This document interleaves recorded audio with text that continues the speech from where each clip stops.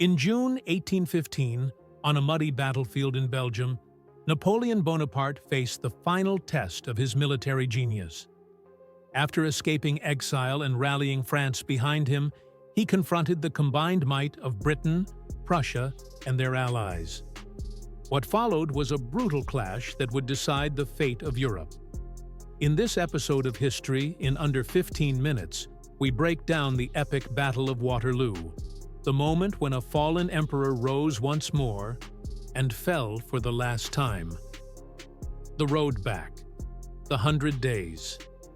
In 1814, after a disastrous war against the Sixth Coalition and the fall of Paris, Napoleon was forced to abdicate and was exiled to the island of Elba in the Mediterranean.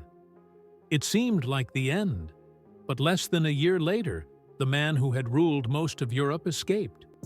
With just a few loyal followers, he landed in southern France in March 1815 and began the legendary March North. As he moved, French soldiers sent to arrest him instead joined him. The memory of his past glories, his charisma, and the failings of the restored Bourbon monarchy led the people, and eventually the army, back to him. In a matter of weeks, Napoleon was in Paris, Louis XVI had fled, and the 100 Days had begun. But Europe wasn't about to let the emperor return to power unchecked. Britain, Prussia, Austria, and Russia reformed the Seventh Coalition. They mobilized their forces, determined to end Napoleon's reign once and for all. The coalition responds, the coming storm. Napoleon knew that time was not on his side. Coalition forces were scattered but moving fast. His only chance was to strike first, defeat his enemies before they could unite, and force a negotiated peace. His target, the Duchess of Wellington, British-led Allied army under Arthur Wellesley, Duke of Wellington, stationed in Belgium, and Field Marshal Blücher's Prussian army not far off. Napoleon hoped to drive a wedge between them and crush them in detail. On June 15th, French forces crossed into Belgium.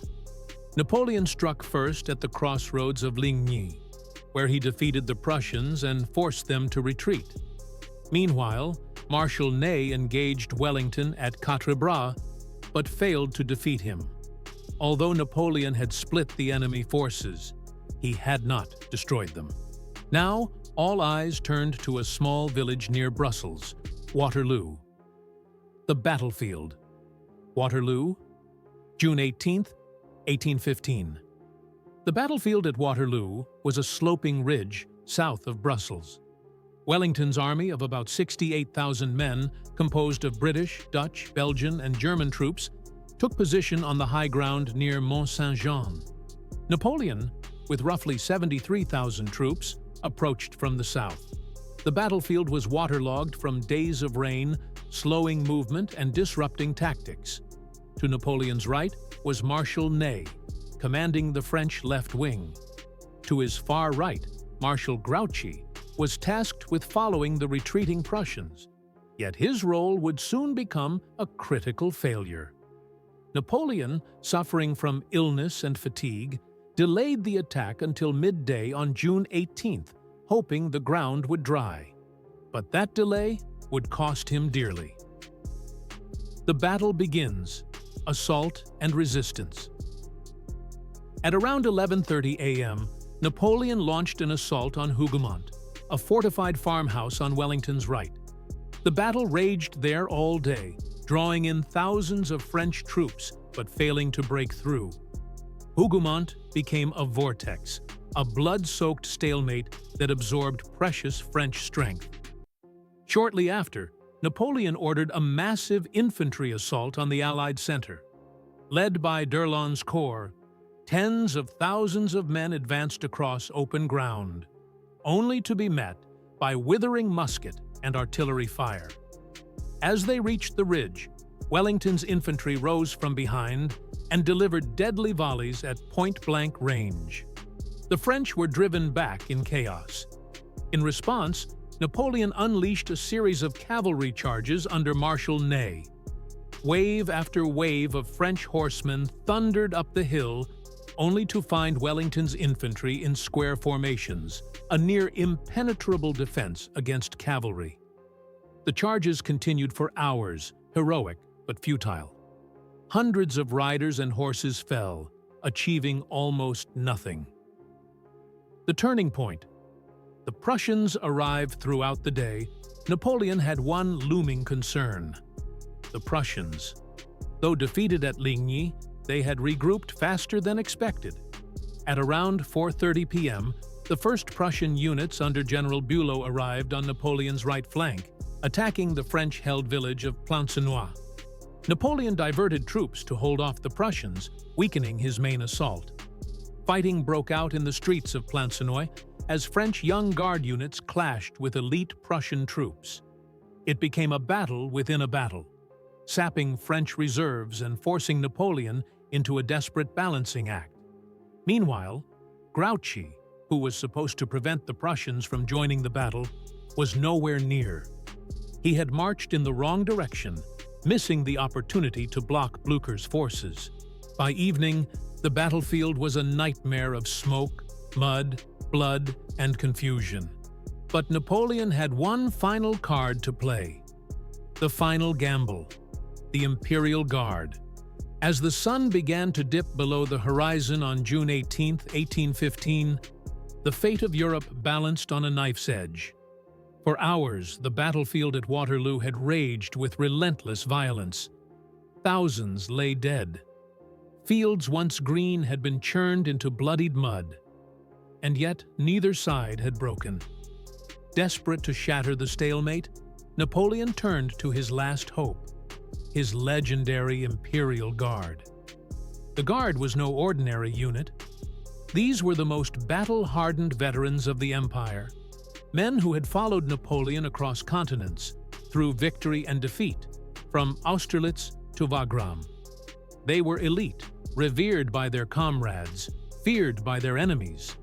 To send them into battle was a message not only of strength, but of finality. It meant Napoleon was placing everything on the line. With drums beating and bayonets fixed, the Imperial Guard advanced in perfect formation toward the Allied center. It was a breathtaking sight. Columns of grim-faced soldiers marching with unshakable discipline through smoke and cannon fire. For a brief moment, morale surged in the French ranks. The soldiers believed victory was within reach, but Wellington had anticipated this move. Concealed behind the ridge of Mont Saint-Jean, British and Allied troops waited. As the Guard approached, Wellington gave the order. Hundreds of men rose up, forming tight firing lines.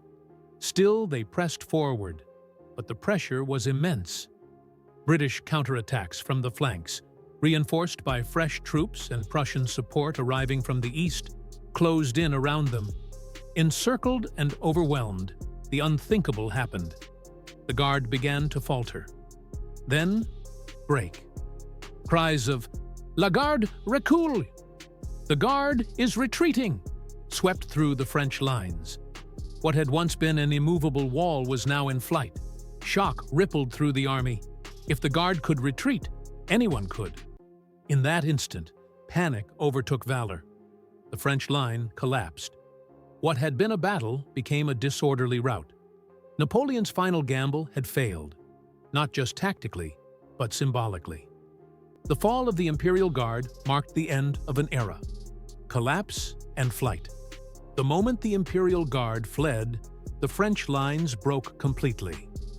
The Grande Armée, once Europe's most feared military machine, collapsed into chaos. Soldiers threw down their weapons. Drummers and officers tried desperately to rally units, but the panic was too deep.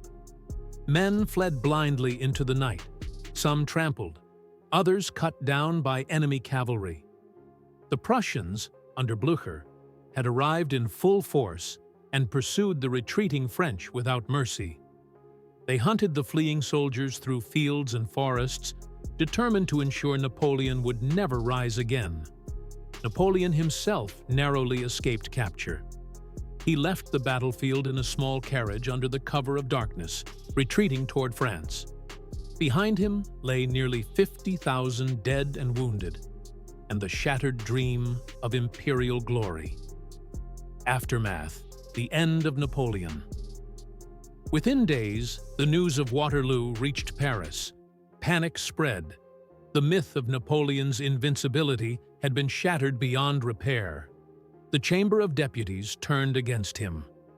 On June 22, 1815, Napoleon abdicated for the second time, naming his young son, Napoleon II, as his successor. But the powers of Europe would never allow another Bonaparte to rule. Napoleon tried to flee to America, hoping to start a new life across the Atlantic. But British ships blocked every port. With no options left, he surrendered to the captain of the HMS Bellerophon, placing himself at the mercy of his greatest enemy, Britain. Rather than send him to a nearby island as before, the Allies chose something more permanent. Napoleon was exiled to the remote island of St. Helena, deep in the South Atlantic Ocean, isolated, windswept, and desolate. There, far from the continent he once dominated, he would live out the remainder of his life under strict British guard. Legacy: the end of an era. Napoleon died in 1821, but the echoes of Waterloo would reverberate across Europe for decades. The battle marked not just the end of one man's ambition, it signaled the end of a revolutionary era. Monarchies were restored. Old orders reasserted themselves. The Congress of Vienna drew new borders, trying to ensure that no single power could again dominate the continent. Yet Napoleon's legacy endured. Military academies studied his strategies. Nations remembered his reforms: meritocracy, civil codes, nationalism. Even in defeat, he remained a symbol of brilliance and boldness. Waterloo was not simply a defeat. It was the last chapter in the age of empires led by men of singular vision and extraordinary will.